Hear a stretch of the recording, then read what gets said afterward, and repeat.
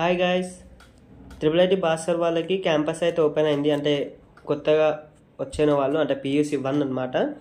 So వాళ్ళకి ఈ రోజుతో గర్ల్స్ కూడా వచ్చేసారు. అండ్ ఫ్రమ్ టుమారో వాళ్ళకి ఓరియంటేషన్ ప్రోగ్రామ్ అయితే స్టార్ట్ అవుతుంది. సో చాలామంది కన్ఫ్యూజన్ ఉంటుంది, ఓరియంటేషన్ ప్రోగ్రామ్ అంటే ఏంటి, అసలు అందులో ఏం చేస్తారు అనే కొన్ని డౌట్స్ ఉంటాయి. సో ఆ డౌట్స్ ఈ వీడియోలో క్లారిఫై చేస్తాను. అండ్ ఎగ్జామ్ ప్యాటర్న్ ఎలా ఉంటుంది, సో మీరు 10th వరకు కష్టపడి చదివి ఇందులోకి సెలెక్ట్ అయ్యారు అంటే మంచి జీపీఏని స్కోర్ చేసుకొని ఇందులోకి సెలెక్ట్ అయితే చేస్తారు కదా. సో మరి మీరు అంతా మంచిగా చదివిన వాళ్ళు ఇక్కడికి వచ్చినాక కూడా మార్క్స్ కూడా ఏమాత్రం లూజ్ కావద్దు. సో మీరు మార్క్స్ కూడా లూజ్ కాకుండా బెటర్గా చదువుకోవాలి అంటే ఎలా చదవాలి, ఎగ్జామ్ ప్యాటర్న్ ఎలా ఉంటుంది, ఎట్లా ఉంటుంది మొత్తం ప్యాటర్న్, అండ్ మీకు ఈజీగా ఉంటుందా టఫ్ ఉంటుందా పేపర్ అనేది. సో ఇలా డౌట్స్ ఉంటాయి చాలామందికి. అండ్ బ్రాంచ్ అలొకేషన్ ఎలా జరుగుతుంది, మళ్ళీ PUC తర్వాత ఏమైనా ఎగ్జామ్ రాయాల్సి ఉంటుందా, JMENS MCET రాసుకోనికి ఛాన్సెస్ ఉన్నాయా, లేదా ఇందులోనే కన్ఫామ్గా బీటెక్ కూడా చేయాలా అనే డౌట్స్ ఉంటాయి. సో ఈ డౌట్స్ అన్నీ ఈ రోజుతోనే మర్చిపోండి, ఎందుకంటే ఈ ఛానల్ని లాస్ట్ వరకు చూస్తే మీకు మొత్తం క్లారిటీ వచ్చేస్తుంది. అండ్ మీకు ఇవే కాకుండా ఇంకేమైనా డౌట్స్ ఉంటే కూడా మీరు కామెంట్ చేయండి. అండ్ నేను వీడియోస్ అప్లోడ్ చేశాక మీకు అప్డేట్ రావాలంటే మీరు నోటిఫికేషన్ అనేది ఆన్లో పెట్టుకోవాలంటే మీరు సబ్స్క్రైబ్ చేసుకోవాలి. సో మళ్ళీ మీరు చూసిన వీడియోకి లైక్ చేసుకోవడం ద్వారా ఇది చాలామందికి రికమెండ్ అయ్యి ఇన్ఫర్మేషన్ తెలియని వాళ్ళకు కూడా తెలుస్తుంది. Okay, so first orientation program అంటే అందులో director sir director madam and VC sir వాళ్ళందరూ ఫస్ట్ డే వస్తారు. అండ్ డైలీ 3 days ఉంటుంది మీకు ఓరియంటేషన్ ప్రోగ్రామ్. అందులో మీకు స్కాలర్షిప్ గురించి అండ్ మీకు ఎడ్యుకేషన్ ఎలా ఉంటుంది, ఏమేం బ్రాంచెస్ ఉంటాయి, ఏమేం సబ్జెక్ట్స్ ఉంటాయి, తెలియని వాళ్ళు కూడా ఉంటారు కదా. సో వాళ్ళందరూ అదైతే అటెండ్ కావాలి. అండ్ మీరు కన్ఫర్మ్గా అటెండ్ అయితేనే మీకు నాలెడ్జ్ వస్తుంది. సో క్యాంపస్ ఇలా ఉంటుంది, ఎందుకంటే బయట వాళ్ళు ఎవరైనా మిమ్మల్ని ఏమన్నా డౌట్స్ అడిగినా కూడా మీరు క్లారిఫై చేయాలంటే మీరు ఆ ఓరియంటేషన్ ప్రోగ్రామ్కి అనేది వెళ్ళాల్సి ఉంటుంది. నెక్స్ట్ ఎగ్జామ్ ప్యాటర్న్ చూసుకున్నట్లయితే మీకు 5 CATs అనేవి ఉంటాయి. ఓకే, క్యాట్ అంటే ఏంటిదని కూడా కొంతమంది డౌట్ వస్తుంది. క్యాట్ అంటే కంటిన్యూ అసెస్మెంట్ టెస్ట్. సో ఇది మీకు డేట్స్ అనేవి ఆల్రెడీ మీకు వచ్చేసాయి. సో ఆ డేట్స్ ప్రకారం మీకు క్యాట్స్ అయితే జరుగుతాయి. అండ్ ఈ క్యాట్స్ అంటే ఏంటి అనేది కూడా డౌట్స్ ఉంటాయి. మీరు 10th వరకు FA1 FA2 అలా రాశారు కదా, 4 FAs. సో అక్కడ మీకు ఇంటర్నల్ మార్క్స్ ఎలా తీస్తారో ఇక్కడ కూడా సేమ్ క్యాట్లోకి వెళ్ళి ఇంటర్నల్ మార్క్స్ అయితే తీయడం జరుగుతుంది. యావరేజ్ ఎలా తీస్తారు, 5 CATs కదా ఎలా తీస్తారని కూడా డౌట్స్ ఉంటాయి. సో అది కూడా క్లారిటీ ఇచ్చేస్తాను. మీకు టోటల్ 5 CATs ఉంటాయి, CAT 1 CAT 2 CAT 3 CAT 4 CAT 5. So ఈ CAT 5కి మళ్ళీ మీరు అసైన్మెంట్స్ కూడా వాళ్ళు ఇచ్చేస్తారు. అసైన్మెంట్స్ అంటే టోటల్ మీకు PUC 1లో టోటల్ ప్రతి సబ్జెక్ట్కి 100 మార్క్స్ అనమాట. సో ఈ 100 మార్క్స్లో 60 మార్క్స్ అనేది లాస్ట్లో మీరు ఎండ్ ఎగ్జామ్ రాస్తారు, annual exam. And 40 marks internal marks. ఈ 40 మార్క్స్ ఎలా వస్తాయంటే క్యాట్ ప్లస్ అసైన్మెంట్స్ అనమాట. సో CAT 5 కదా, మరి అందులోకి వెళ్ళి ఎలా తీస్తారు, యావరేజ్ 5 CATస్లోకి వెళ్ళి తీస్తారా అని కూడా డౌట్స్ ఉంటాయి. 5 CATస్లోకి వెళ్ళి యావరేజ్ తీయరు.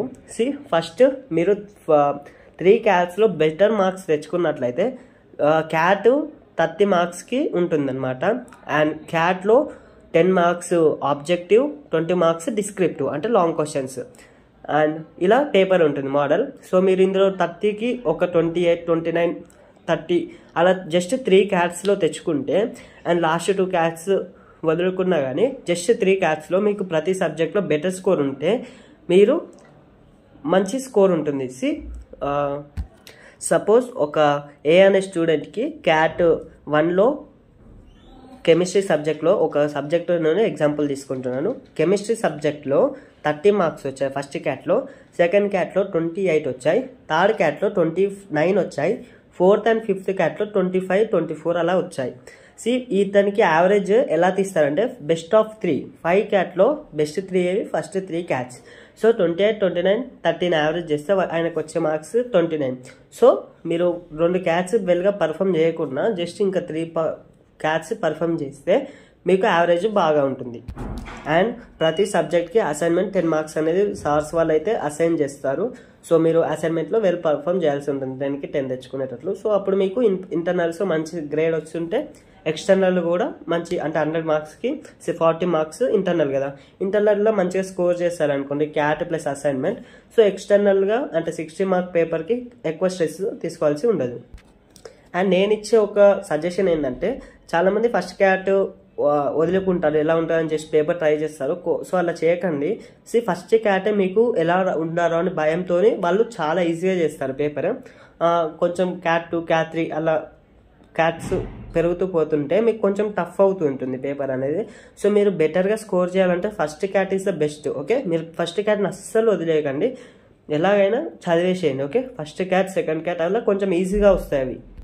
అండ్ ఈఎస్టీ మోడల్ ఎలా ఉంటుందంటే 12 ఆబ్జెక్టివ్స్ వస్తాయి అండ్ 48 డిస్క్రిప్టివ్ క్వశ్చన్స్.